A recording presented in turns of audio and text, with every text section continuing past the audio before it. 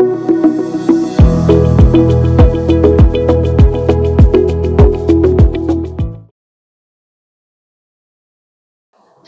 வணக்கம். உலக தமிழ் அறிவாளிகளே, சித்தர்களின் அருளால் நலமுடன் பல்லாண்டு வாழ்வோம். டாக்டர்ஸ் நேரம். ரசிக பெருமக்களே, உணவு, இதுக்கு பேரே உணவு. உணவு இப்போ ஒருத்தர் சொல்லி சொல்றான், உணவாக இருக்குது. உணவாக இருக்கிறது என்றால் சுகமாக இருக்கிறதுன்னு அர்த்தம். உணவு சுகம் தந்தால் தான் அதுக்கு பேர் உணவுன்னு பேர். இந்த உணவு சாப்பிடுகிற போது நாக்குக்கு மட்டும் சுகம் கொடுத்தா அது உணவு இல்லை. சாப்பிட்ட பிறகு வயிற்றுக்கும் சுகம் கொடுக்க வேண்டும். அடுத்த நாள் அது நீங்குகிற போது நமக்கு சுகம் தந்து நீங்க வேண்டும். அப்பதான் அது உணவு. இன்றைக்கு உணவு என்று நிறைய அங்காடிகள் வந்து விட்டன. வகை வகையாக புதிய புதிய உணவு அங்காடிகள் வந்து விட்டன. சாப்பிட மிக ருசியாக இருக்கிறது. எப்படிதான் ருசியை கொண்டு வருவார்களோ தெரியவில்லை. வீட்டில் இருக்கவங்களால கற்பனை கூட பண்ணி பார்க்க முடியாத ருசி. சாப்பிட்டுட்டு வீட்டுக்கு வந்த உடனே வயிறு உப்புகிச்சு. இந்த இடது பக்கத்துல இந்த நெஞ்சுக்கு அடியில் ஒரே வலியா வலிக்குது. உடனே டாக்டர்கிட்ட ஓடு. இது எபிகாஸ்ட்ரிக் பெயின். சாதாரணமா கேஸ்ட்ரிக்னால அந்த லெஃப்ட் சைடில் வரக்கூடிய ஒரு பெயின் தான் அது. ஆனால் அந்த பெயின் எப்படி இருக்கும்னா இருதய நோய் போல அப்படி உபாதையை கொடுக்கும். உடனே டாக்டர்கிட்ட ஓடு. அவர் டாக்டருக்கு தெரியும், இருந்தாலும் விட மாட்டார். ஒரு இசிஜி பண்ணலாம். இசிஜி நார்மலாக இருக்குது, எதுக்கும் ஒரு எக்கோ பண்ணி பார்க்கலாம். எக்கோ நார்மலாக இருக்குது, ஒரு ட்ரெட்மில் பண்ணி பார்க்கலாம். ட்ரெட்மில் நார்மலாக தான் இருக்குது, ஒன்றும் இருக்காதுன்னு நினைக்கிறேன். எதுக்கும் நெஞ்சு வலிக்குதுங்கிறீங்களா, நம்ம அலட்சியப்படுத்தக்கூடாது. இல்லை, நம்ம அக்கறைக்கு சொல்கிற மாதிரியே சொல்லுவார். எதுக்கும் ஒரு ஆன்ஜியோ பண்ணி பார்க்கலாம். இப்போ வரிசையில் ஸ்டெப் பை ஸ்டெப்பாக ஒரு மருத்துவத்துக்கு பதிலாக 3 மருத்துவம். என்னாச்சு? ஒன்றும் இல்லை, ஒரு கேஸ்ட்ரிக் ட்ரபிள், வாயு உபத்திரம்னு சொல்லுவாங்க. அலுவலகத்தில் வேலை பார்த்துக்கிட்டு இருப்பான், வயிற்ற கடப்படான்னு. அது கடமுடான்றதை விட கொடுமை என்னன்னா வயிறை கடுமையாக வலிக்கும். இந்த கேஸ் உள்ள இருந்து அந்த மோமெண்ட்ல கிடைக்கிற சத்தம் ஒரு பக்கம், அசௌகரியம், வலி. இன்னும் சிலருக்கு வேலை செய்யற இடத்துல நிறைய பேர் அலுவலகத்துல கும்பலா இருக்காங்க. அப்ப கேஸ் போய் ஆகணும். அப்ப போய் பட்டாசு வெடிக்க முடியும். ரொம்ப சங்கடப்படுவார்கள். இந்த கேஸ்ட்ரிக் ட்ரபிள் இருக்குது. ஒரு பிரயாணம் பண்றோம், பஸ்ஸில் பயணம் பண்ணிட்டு இருக்கோம். பஸ்ஸில் பயணம் பண்ணிட்டு இருக்கும்போது கடுமையாக வயிற்று வலி வந்துடுது.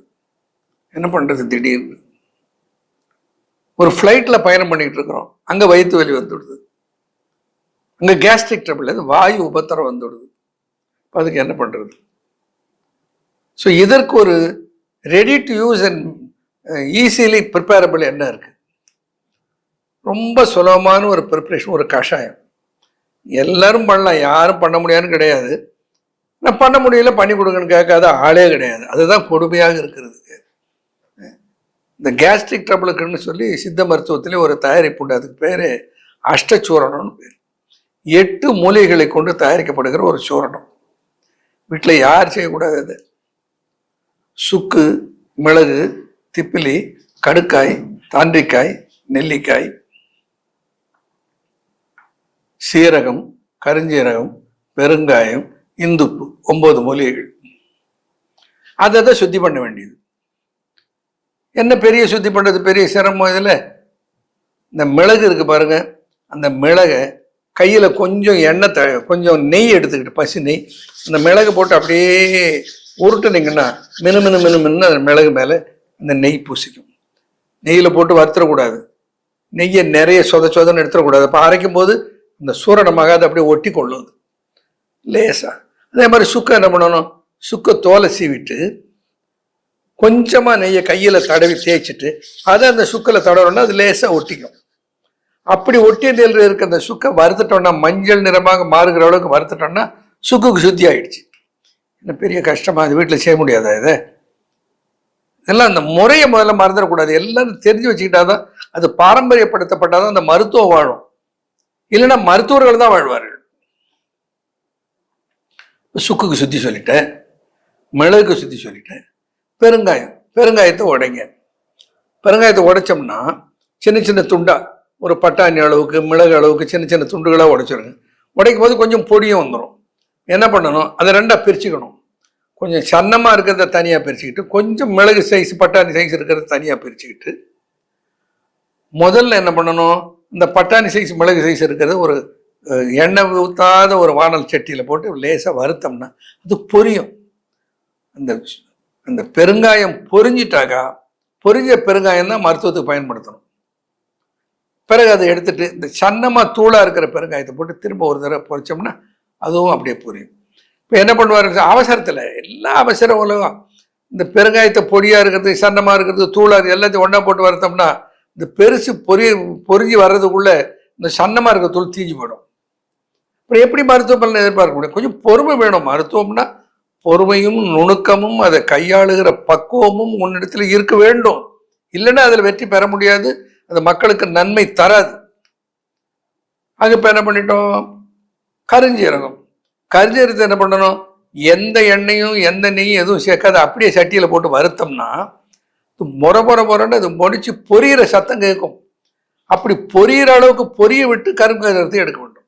கருஞ்சீரகம் சுத்தி ஆயிடுச்சு. இப்போ என்ன தெரிஞ்சு போச்சுங்களா, கருஞ்சீரகம் சுத்தி பண்ணியாச்சு, பெருங்காயம் சுத்தி பண்ணியாச்சு, சுக்கு சுத்தி பண்ணியாச்சு, மிளகு சுத்தி பண்ணியாச்சு, இவ்வளவுதான். இந்துப்பு அரைச்சி பவுடர் பண்ணி வச்சுக்கோங்க. 7 சரக்குகள் இந்துப்பு தவிர இருக்கிற மீதி சரக்குகளை ஒரு மிக்சியில் போட்டோ அது ஒரு அரவை கருவியில் கொடுத்தோ அதை அரைத்து நைஸாக சலித்து எடுத்துக்கொள்ளுங்கள். அப்படி அரைத்து சலித்து எடுத்துக்கொண்ட பிறகு அது கூட கொஞ்சோண்டு அந்த இந்துப்பு அந்த முறைப்படி கலந்துருங்க. இந்த கலந்து அதை அப்படியே ஒரு டப்பாவில் போட்டு காற்று போகாமல் மூடி வைத்துக் கொள்ளுங்கள். உணவு சாப்பிடும்போது உனக்கு முதல் கவலத்தில் இந்த கொஞ்சம் மோர் இதில் 1 ஸ்பூன் எடுத்து போட்டு கொஞ்சம் நெய் சேர்த்து அப்படி பிசைஞ்சு சாப்பிட்டுட்டோம்னா எவ்வளவு கேஸ்ட்ரிக் உணவு சாப்பிட்டாலும் சரி, அது நீங்கள் வாழைக்காயை சாப்பிட்டாலும் உருளைக்கிழங்கையை சாப்பிட்டாலும் இந்த கரப்பான் இந்த பருப்பு வகைகளை சாப்பிட்டாலும் என்ன பண்ணாலும் கேஸ்ட்ரிக் ட்ரபிளை வர விடாது. இப்போ சரி, எனக்கு அலுவலகத்தில் இருக்க வயிறு ஒரு மாதிரி கடமுடாங்குது, வயிறு எரியுது, வயிறு திக்கு திக்கு திக்குன்னு பத்திக்கிட்டு எரியுது. அது சில பேருக்கு என்ன பண்ணும், வயிறு எரிச்சலாக இருக்கும், எந்த வேலையிலும் கவனம் செய்ய முடியாது. ஒரு அலுவலகத்தில் ஒரு மீட்டிங் இருக்கும், அந்த எக்ஸிக்யூட்டிவ் மீட்டிங் இருக்கும், எல்லாம் உட்காந்து எல்லாரும் மனுஷன் தானே, எல்லாருக்கும் வயிற்று வலி வந்துட்டு கருமையாக வலிக்கிறது, சாப்பிட முடியும், எரிச்சல் வருகிறது, சிலருக்கு வாந்தி வருவது போல உணர்வு வந்துடும். ஒன்றும் இல்லை, ஒரு அரை ஸ்பூன் அதை எடுத்து கொஞ்சம் வெந்நீரில் போட்டு அப்படி கரைச்சி குடிச்சோம்னா உள்ள போகக்குள்ளேயே சரியா போயிடும். இது தயார் பண்ணலாம். அதே மாதிரி ஒரு சில மூலிகைகள் இருக்கின்றன. குறிப்பா அதிமதுரம் எவ்வளவு பெரிய வயிற்று புண்ணையும் உபாதையும் சரி செய்கிற ஆற்றல் பெற்றது அதிமதுரம். தொண்டையில கட்டுகிற கபத்தை நீக்குகிற ஆற்றலுடையது அதிமதுரம். புண்ணையெல்லாம் ஆற்றுகிற ஆற்றல் உள்ளது அதிமதுரம். பேரு அதிமதுரம். மிகு சுவை உடையது, மிகு இனிப்புடையது அதிமதுரம். கடுக்காய் தாண்டிக்காய் தோல், வில்வம் புடுதலை பச்சலை, கசகசா மாசிக்காய், இவைகளை சேர்த்து நன்றாக இடித்து தண்ணீரில் போட்டு கொதிக்க வைத்து கஷாயமாக எடுத்தால் மிகச்சிறந்த anti gastric and anti ulcer property உடையது இவைகள் என்று சித்தர்கள் சொல்லுகிறார். அப்போ சித்தர்கள் குறிப்பிட்டிருக்கிற இந்த மூலிகைகளை எல்லாம் ஒன்றாக சேர்த்தால் எப்படி இருக்கும்? இதுதான் நம்முடைய ஆய்வு. அதற்கு முறையான சித்த மருத்துவ உரிமம் பெறுவதற்கு ஸ்டேட் ட்ரக் லைசன்சிங் அத்தாரிட்டி இடத்துல உரிமம் பெற்று அதற்காக ஒன்று உருவாக்கினேன். அதுக்கு பேரே பிகு. பிகுன்னா என்ன? Burping, B I indigestion, G gastritis, U ulcer. ஆக பிகு என்கின்ற ஒரு பெயருக்குள்ளே இந்த 4 இண்டிகேஷன்ஸை ஒன்றா அடக்கி வச்சிருக்கோம். இது என்ன? சித்தர்கள் சொன்ன மூலிகை கஷாயம். இந்த மூலிகை கஷாயத்தில் ஒரு 20 மில்லி 3 வேளை உணவுக்கு பிறகு சாப்பிட்டு கொண்டு வந்தா வயிற்றுல இருக்கிற உபாதைகள் எல்லாம் தானே சரியா போறது. ஏன்? இந்த கேஸ்ட்ரிக் அண்ட் அல்சர் ப்ராப்பர்ட்டியை குணமாக்குகிற மூலிகைகள் சித்தர்கள் சொன்னது அதில் போட்டிருக்கோம். இப்போ சித்தர்கள் சொன்ன அந்த மூலிகைகள், சித்தர்கள் சொல்லி இருக்கிற பண்புகள், என்ன பண்புகள் இருக்குது என்று சொல்லியிருக்கலாம், அந்த மூலிகைகளை சேர்த்திருக்கிறோம். இன்டைஜஷன் ஒன்றும் இல்லை, சாப்பிட்டார். சில பேர், நிறைய பேர் சொல்றது என்னன்னா, கொஞ்சம் சாப்பிட்டாலே வயிறு ஒப்பிக்குது சார், வயிறு ப்ளோட் ஆயிடுது. பெரும்பாலும் தமிழ் யாரும் சொல்றது வயிறு ப்ளோட் ஆயிடுதுங்க. கேஸ்டிக் இது ஒன்று. ரெண்டாவது, செரிமானமாக மாட்டேங்கிறதுங்க. சாப்பிட்டா எதிர்த்து எதிர்த்து ஏப்பம் வந்துக்கிட்டே இருக்குதுங்க, எதுக்களிக்குதுங்க. அந்த கேஸ்ட்ரிக் ரிஃப்ளெக்ஸ், ஆசிட் ரிஃப்ளெக்ஸ்ன்னு சொல்லுவாங்க, அந்த தொல்லையாக இருக்கிறதுங்க. அப்போ சிலருக்கு சாப்பிட்ட உடனே வயிறு எரியுதுங்க. அதிக காரமும் சாப்பிட முடியல, உணவு அதிகமாகவும் சாப்பிட முடியல, வயிறு திக்கு திக்கு திக்குன்னு எரிகிறது. வயிறு எரிச்சல், வயிற்றெரிச்சல் இல்லை, இந்த வயிறு எரிச்சல், வாயு உப்புசம், கேஸ்ட்ரிக் ட்ரபிள், இதெல்லாம் இருக்கிற போது இந்த தொல்லைகளை சகித்து கொண்டு தாங்கி கொண்டு அதற்கு அமில மடக்கைகளை விழுங்கி கொண்டு காலத்தை ஓட்டுவது ஒரு வகை. அதுவும் அது அவசியம் தேவைப்படுகிறது. இப்போ நான் சொல்லுகிற இந்த மூலிகை தயாரிப்புகள், இந்த மூலிகை பாகங்கள் நீங்கள் உருவாக்கி பயன்படுத்தினாலும் அல்லது அது அங்காடியில இருந்து பெற்று பயன்படுத்தினாலும் இதிலிருந்து ஒரு நிரந்தரமான ஒரு குணம் பெற நம்மால முடியும். That's a cure from the complaint. குறிப்பா ஒரு உணவு சாப்பிட்ட நிறைய எண்ணெய் நெய் போட்ட ஆயிலி ஃபுட்டு, ஃபேட்டி ஃபுட்டு சாப்பிட்டோன்னா, சாப்பிட்டுட்டு ஒரு 20 ml பிகு அப்படி சாப்பிட்டுட்டா ஒரு சின்ன ஏப்பம் வரும், சுகமான ஒரு ஏப்பம்.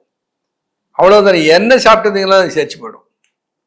அங்கே இன்டைஜஷனை துரத்தி இன்டைஜஷனை துரத்திடும், எது கழிச்சு ஏப்பம் வர்றதை துரத்திடும், வயிற்றில் அழற்சிகளை குணமாக்கிவிடும்.